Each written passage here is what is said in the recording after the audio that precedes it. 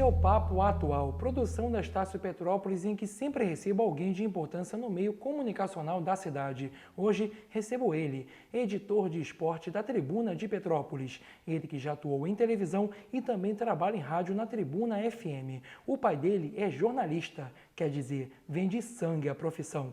Falo de ninguém menos que o Roberto Márcio, que está aqui nos estúdios do Núcleo de Comunicação. Olá, Roberto, agradeço a sua presença. Obrigado, Felipe. Obrigado aí a galera que está nos assistindo aí em casa ou na faculdade, onde quer que seja, no YouTube, né? Porque hoje os recursos da comunicação são muitos, né?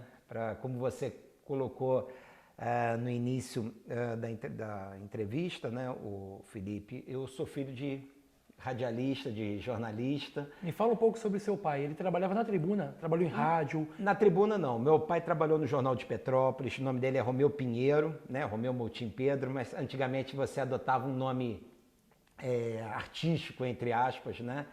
Meu pai trabalhou durante 45 anos com a mídia, né? Meu pai, entre várias coberturas que ele fez, teve do golpe militar de 64. Meu Petrópolis, pai, né? exatamente. Meu pai foi um dos primeiros repórteres a chegar, quer dizer, quando veio as tropas de Minas Gerais, né, para o Rio de Janeiro, né, para poder fechar tudo, né, vamos botar assim, né, poder consolidar o golpe de Estado, né. Naquela ocasião, meu pai testemunhou, né, foi testemunha do evento e ele esteve lá.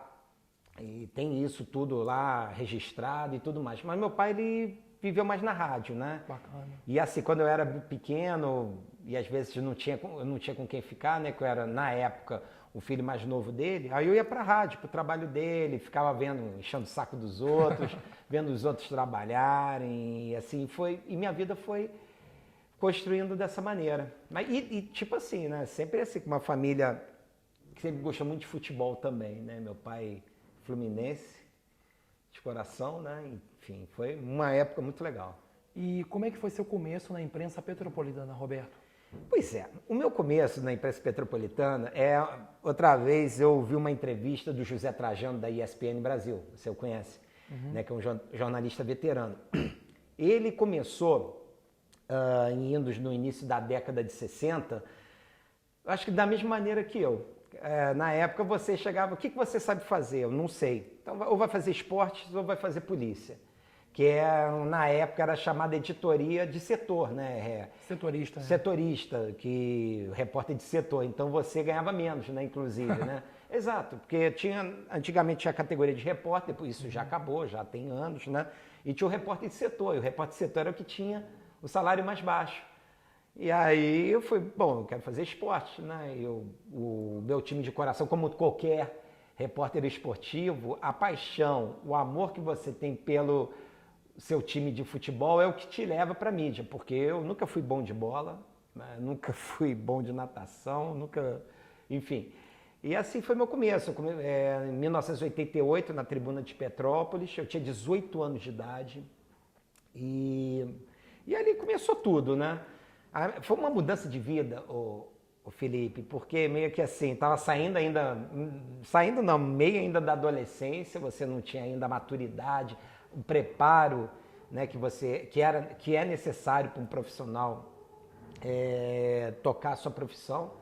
E aí fui aprendendo no meio do caminho, cara. Foi dessa maneira. Foi muito curioso, né? E aos poucos a gente foi vivendo aí a história nesses últimos 28 anos. Testemunhei, talvez, aí, não todos, naturalmente, mas quase os melhores momentos do esporte da cidade e também outras coisas também. Tive a oportunidade, pelo jornal, de viajar para o exterior, conhecer um outro país. Bacana. Enfim, então foi muito legal, muito legal. Como é que foi essa viagem para o exterior, Roberto? Foi que ano isso?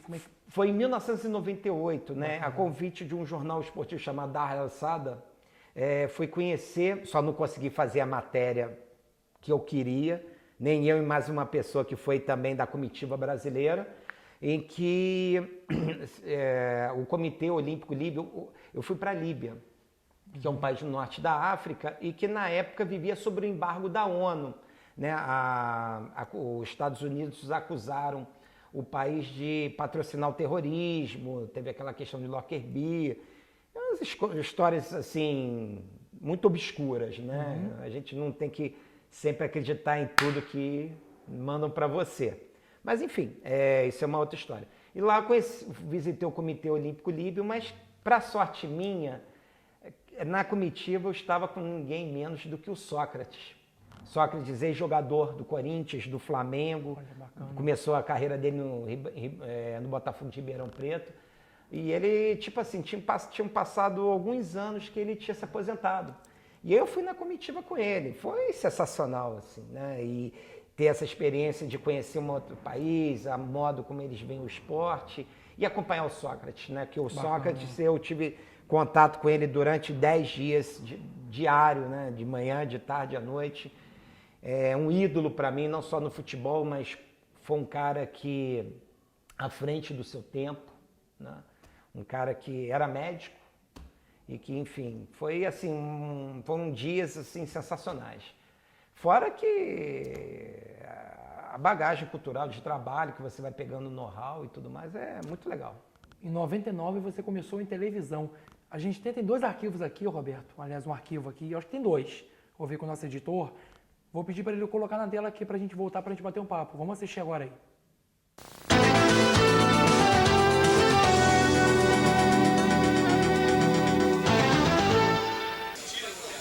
Estou ao lado aqui do lateral direito Marcel do CFZ. Marcel, o que o técnico Carlos Alberto falou para os jogadores no intervalo?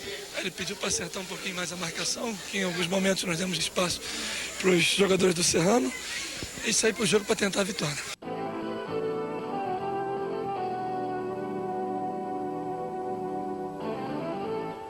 Tanto Magnólia quanto a Casa de Portugal. Você está ligado ao handebol, a outros esportes? Como é que está sendo feito esse trabalho?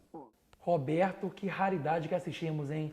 Canal do assinante, cara. Eu era jovem, 2000, né?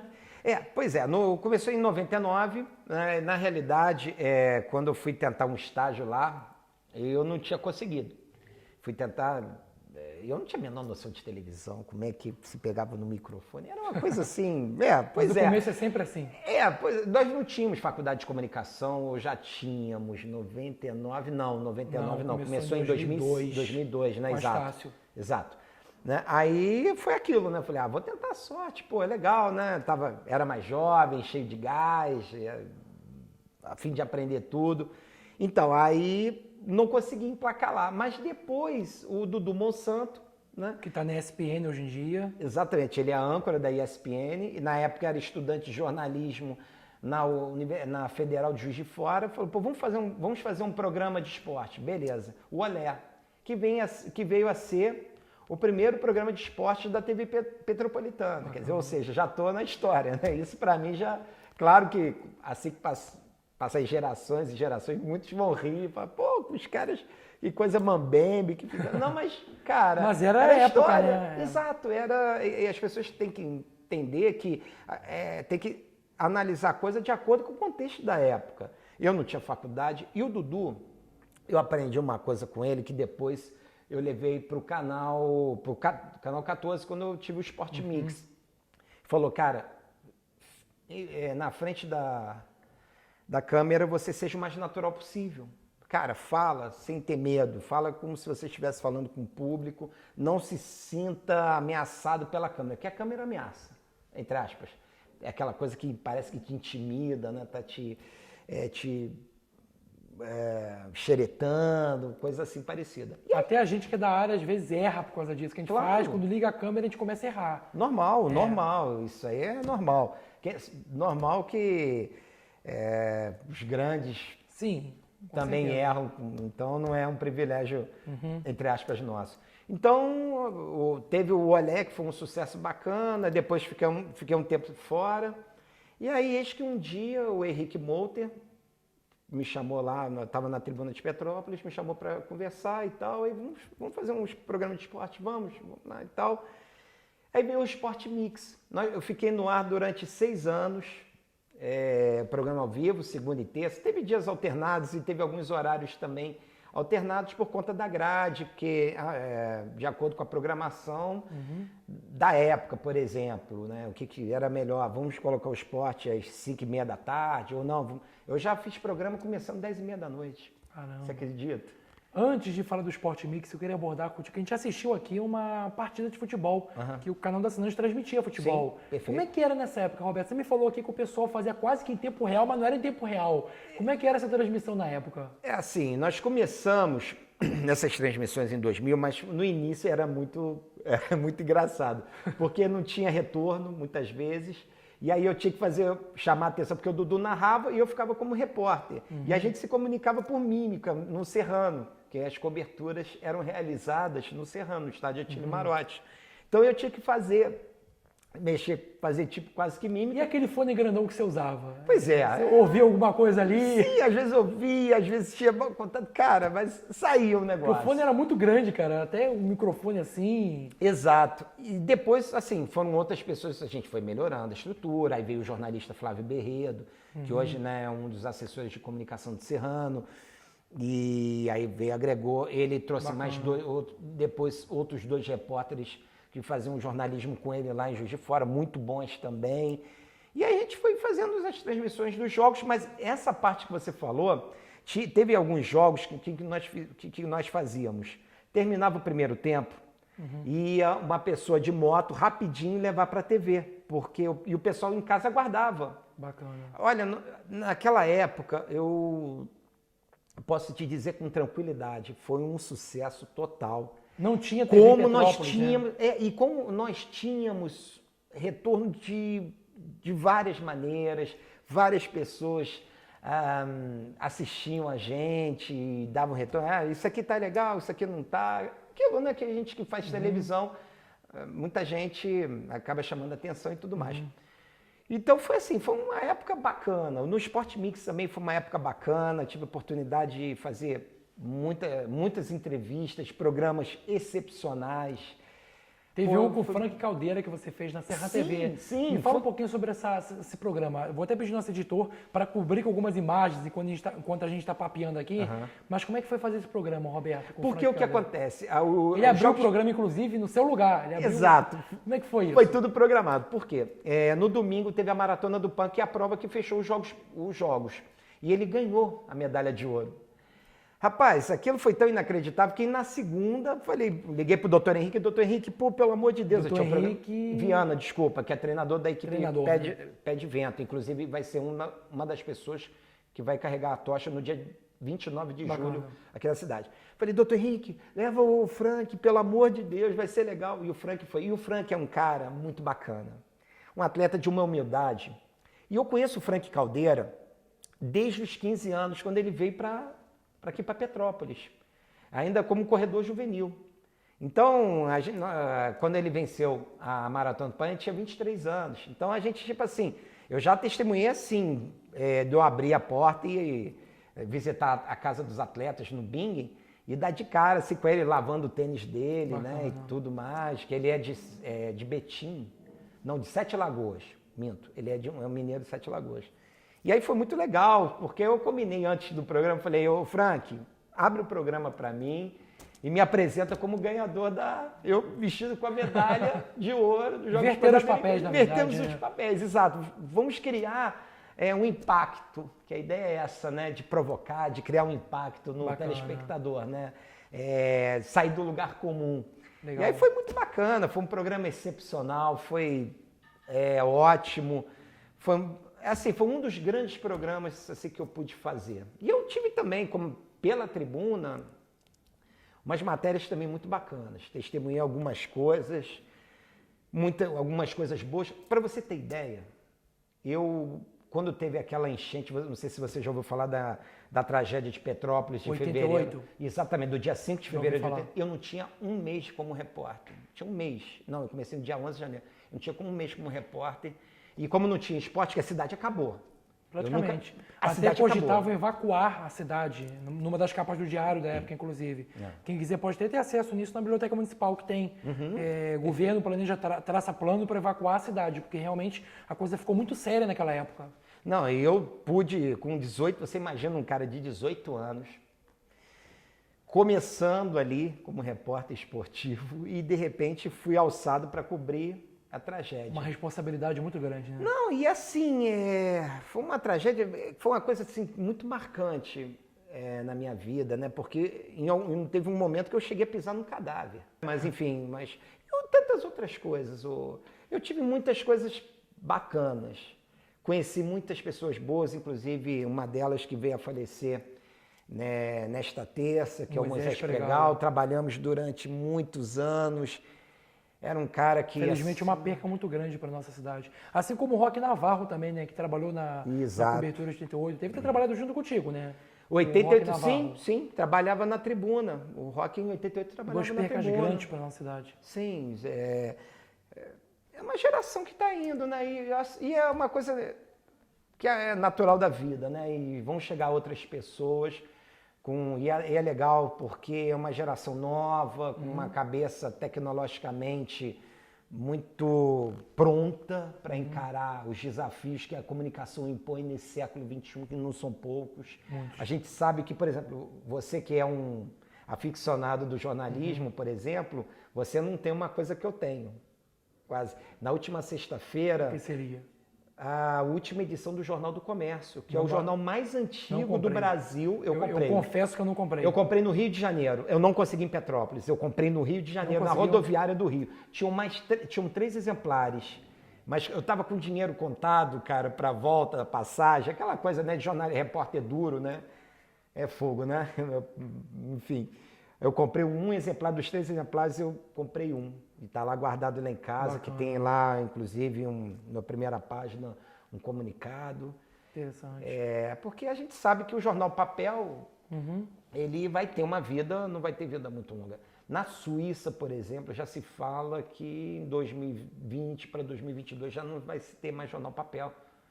Então...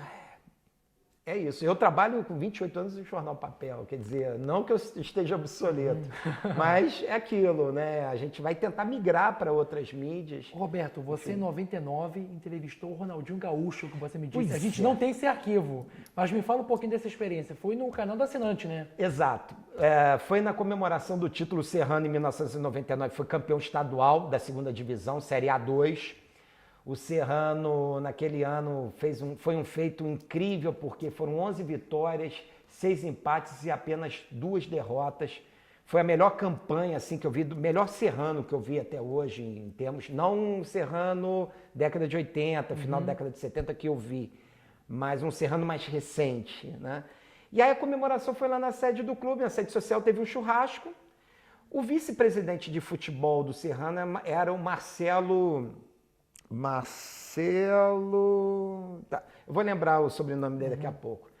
E nesse churrasco, ele era um dos empresários do Ronaldinho Gaúcho. Porque o Ronaldinho Gaúcho, naquele ano, ele apareceu para o Grêmio. Ele ainda estava subindo das divisões de base do Grêmio, participou daquele jogo Brasil e Venezuela, que ele marcou um golaço, que acabou sendo o cartão postal dele para o mundo.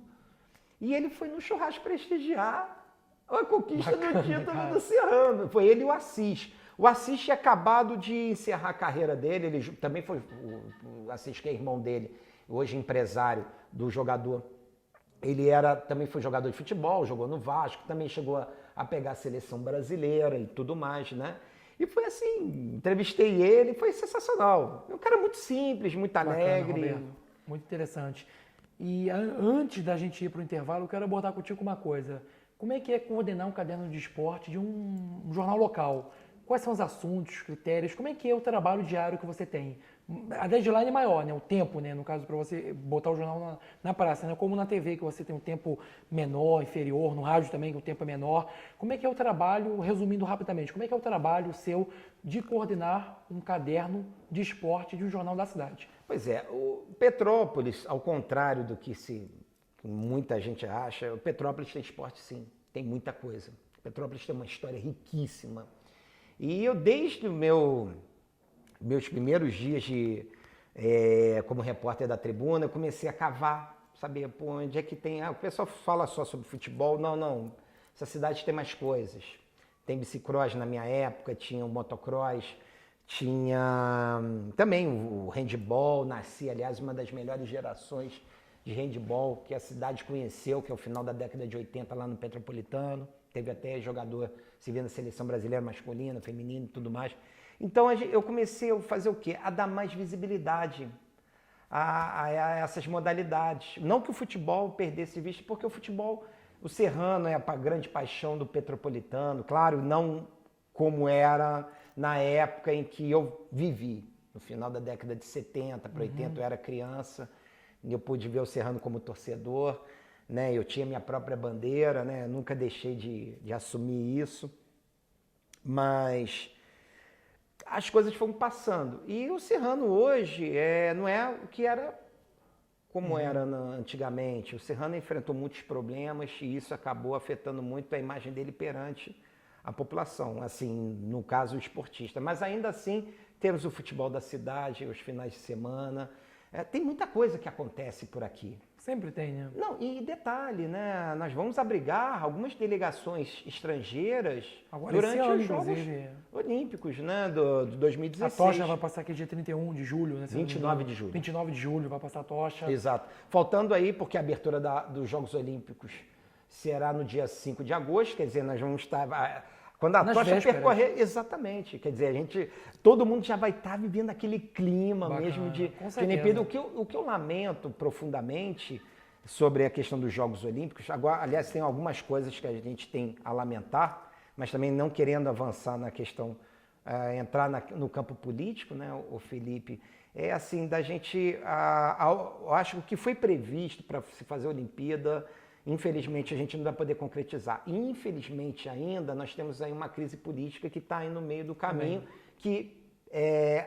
porque é tão importante a realização de uma Olimpíada, as pessoas... Cara, é o maior evento esportivo do mundo. São várias modalidades concentradas numa região só. Quer dizer, embora os nossos Jogos Olímpicos nós vamos ter futebol lá em Manaus, umas coisas assim, só que o Brasil, só acontece no Brasil, né? Mas enfim, mas mesmo assim, 95% vai estar tudo aqui concentrado. No Rio. No Rio. Então, cara, é evento para tudo que é lado, e é uma coisa tão bacana. Bacana. A experiência de você ver um grande evento, de você conhecer outros profissionais, que eu sei que você também gosta de... Com certeza. Sabe, ouvir... Testemunhar uma final de Copa do Mundo, cara, Alemanha e Argentina, um jogaço de bola, fora os outros 4 jogos que eu fiz também foram jogos sensacionais, a estrutura de evento, então é uma coisa... Muito legal, Roberto. Cara, é assim, é o Oscar para o jornalista esportivo. Roberto, você tem um outro lado, que você é bacharel em psicologia. Sim. Quero abordar isso contigo, mas antes a gente vai para o intervalo. Então daqui a pouquinho a gente fala sobre isso. Perfeito. O Papo Atual volta em 1 minuto. Não saia daí.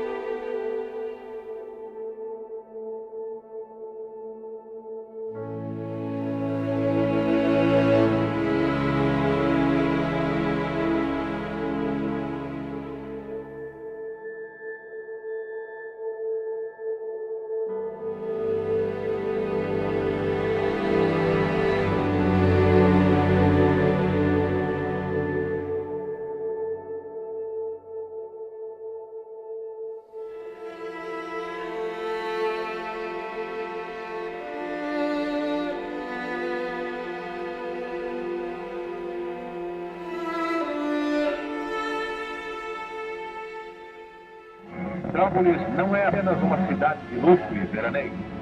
É uma colmeia em trabalho a serviço de milhões.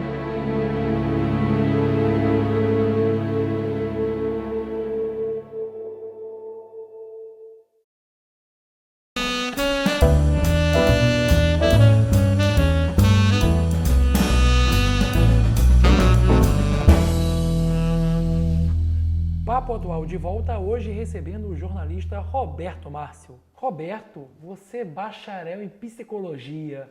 Quando você fez esse curso, Roberto? Pois eu fiz esse curso há já sou formado há 13 anos. A psicologia sempre foi uma paixão minha, porque no Colégio Senip, onde eu estudei, a minha vontade de estudar psicologia veio justamente quando eu fiz no segundo ano do segundo grau, a filosofia. Aquilo que me despertou porque é interessante, né? A psicologia é fantástica. Além de, tem a questão do estudo do comportamento humano, o psicólogo, ele se encaixa em qualquer contexto hoje da nossa sociedade. Aliás, ele é um profissional necessário em qualquer área da vida hoje, digo brasileira, no sentido de qualquer classe social, seja no hospital, seja na escola, seja nas empresas, seja lá onde for, enfim, a psicologia tem um campo muito grande, que aí, enfim, também pega um pouco também da psicanálise, que é uma outra paixão minha, é uma coisa que eu adoro, e que de vez em quando eu leio muito. Bacana. Leio e releio as obras do Freud para a gente poder construir e às vezes desconstruir um pensamento que a gente tem sobre um determinado assunto. Você não se formou em jornalismo ainda, né? Você é estudante ainda. Sou estudante, teimoso. Está cursando ainda, né? Estou cursando ainda, já passei um pouco mais do meio do caminho. E vamos lá, né? Porque na realidade eu quero concluir o jornalismo para depois tentar um outro curso que seria para fechar, que era Relações Internacionais. Bacana. Mas seria um curso para estudar por gostar, assim, muito mais como hobby, né? O que te fez seguir no jornalismo mesmo já atuando na área? A força de vontade de aprender mais, foi isso? Claro, com certeza. Hoje, Felipe, há essa discussão de quem tem diploma, não tem. Não vou entrar no mérito dessa questão, que eu passei minha vida toda trabalhando sem diploma, então seria um contrassenso começar a querer combater aqueles, porque senão eu teria que combater a mim mesmo. Então, tipo assim, né? Eu teria que dar o primeiro exemplo de primeiro ter que me formar para trabalhar. Não, eu fiz o caminho contrário. E acho que hoje em dia você tem que estudar sim, Felipe, você tem que ampliar os contatos, você tem que ampliar os horizontes, você tem que ver o que está acontecendo nas mídias digitais, você tem que estar antenado com tudo que está acontecendo. Hoje, a comunicação é a chave do século XXI. Se você não desenvolver ou você não está tão inteirado, a menos que você queira ser um eremita, ou quer morar numa ilha, mesmo assim você vai precisar... Exatamente, de alguma maneira você vai precisar, e mesmo aquele que vai precisar de um remédio, vai precisar de um celular para ligar, ou então chamar um médico online, ou coisa assim. Então, você tem que estudar e acompanhar esse ritmo alucinante que a comunicação está impondo e mudando a sociedade contemporânea nossa. A velocidade da informação é muito grande. Hoje está acontecendo, por exemplo, agora um evento que amanhã já passa a ser passado, né? Uma coisa tão recente. A gente que, por exemplo, da minha geração, né? Eu tenho 46 anos, que se acostuma a ler jornal e tudo mais, né? Assim, é muito complicado, mas é legal, e é legal estudar, é muito bacana. Eu gosto muito, muito. Roberto, para a gente encerrar nosso papo, quase encerrar, né? Quero botar contigo uma coisa. Você, quando começou, você falou que o público tinha um respeito muito grande pela televisão local, porque era uma novidade na época. Comparando aquele tempo que você começou com os seus trabalhos mais recentes em televisão, o último que você fez, como é que você vê a receptividade do Petropolitano com a TV local, no geral? Não falando de veículo, mas com a TV local. Como é que essa receptividade mudou? Como é que é isso? Felipe, quando eu comecei na televisão, no canal assinante, primeira coisa, teve um impacto. Gente, as pessoas ligavam a televisão, de repente me viam, era um assunto para o dia inteiro. Nossa, eu vi o Roberto na televisão, que bababá. As pessoas ligavam. Eu cobri o Carnaval há 3 anos, era uma loucura. 14 que às vezes, também, né? Pelo Canal 14, 2006, 2007, 2008... E assim, as pessoas ligavam, às vezes tu estava trabalhando ali, tal, ao vivo, as pessoas estavam ligando, dando esse retorno. Em relação ao canal assinante, foi o impacto inicial do público, né? De ter uma TV Petropolitana, de aquela curiosidade toda. E aí quase que vira uma febre, né? Eu pude medir isso através do dia a dia na rua, né? Não com pesquisas encomendadas nem nada, né? E assim, mesmo com o Olé, quando tinha o programa esportivo Olé, que foi muito bacana também. Foi tempos assim, trabalhando com o Dudu, aprendi com um mestre, né? Que hoje ele é um jornalista mais petropolitano mais bem sucedido, talvez, da história. A TV Petropolitana também ela tinha que enfrentar suas próprias limitações, que a gente sabe que somente com o tempo, com o trabalho, a coisa vai acabar evoluindo, não ia ser da noite para o dia. Eu sou filho de locutor, né? Que meu pai também era locutor da Rádio Imperial durante mais de 35 anos, né? Então, é muito estranho, cara. Mas hoje em dia, sim, as pessoas respeitam, sim. Também, né? Mas elas também entendem que as TVs também têm lá suas limitações, questões técnicas. Petrópolis me passa aquela coisa da cidade que está sofrendo um decréscimo econômico. Isso é muito ruim, porque as mídias corporativas, como a gente chama, dependem do fluxo de dinheiro público, de dinheiro privado, e quando esse dinheiro diminui, demissão, você trabalhava com 2 técnicos, trabalha com 1, se tu tem 3 câmeras, passa a ter 2, enfim, acaba criando uma situação bastante complicada, sob o ponto de vista até mesmo que no final que você tem que fazer as coisas correndo, quantas e quantas vezes, cara, tipo, tinha que fazer correndo e às vezes não saía do jeito que a gente queria.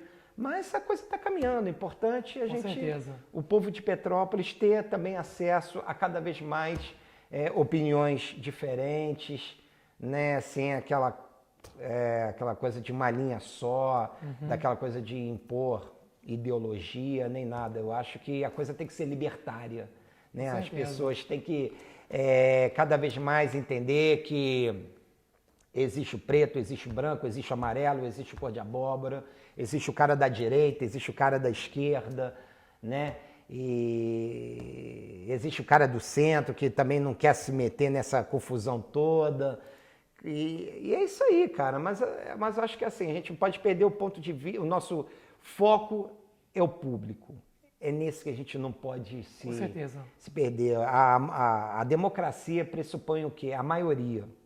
Então a gente tem que falar, não é só para classe A ou para classe B ou classe C, a gente tem que levar a comunicação a quem quer que seja, independente da classe econômica, intelectual, não importa. O importante é fazer um jornalismo simples, fazer uma coisa agradável, com imparcialidade e assim, sendo verdadeiro, o mais verdadeiro possível. Isso é que importa. Para a gente encerrar, vamos bate-bola? Bora? Sonho. 46 anos, sonho. Eu não sei porque eu vivo meus sonhos, né? Realização. Eu sou um cara realizado. Arrependimento. Putz. Arrependimento ter sido muitas vezes mais humano do que jornalista em determinados aspectos da minha vida profissional. O jornalismo em sua vida. É minha vida. Um amor. Amor. Pô, são todos amores, né? Amar é viver, cara. Viver. Eu acho que é o maior dom que Deus pode nos dar. O maior impacto que você teve até hoje? Na vida profissional? Sim. Copa do Mundo. Roberto, obrigado pela sua presença. Olha, te convido a voltar aqui outras vezes aqui no Papo Atual também, bater um papo aqui, contar novas experiências e novidades, por que não, né? Sem dúvida. O canal aqui está aberto, o espaço está aberto para você. Obrigado mesmo, Roberto. E é isso aí. Parabéns a você, Obrigado. Felipe. E espero a gente poder se reencontrar para a gente poder falar muito daquilo que a gente gosta de falar, que é o jornalismo. Com certeza.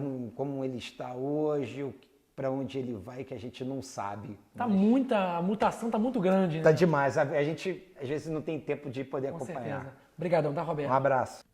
E o Papo Atual está chegando ao final. Agradeço pela sua audiência. Voltamos em uma próxima oportunidade. Forte abraço a todos e até lá. Tchau.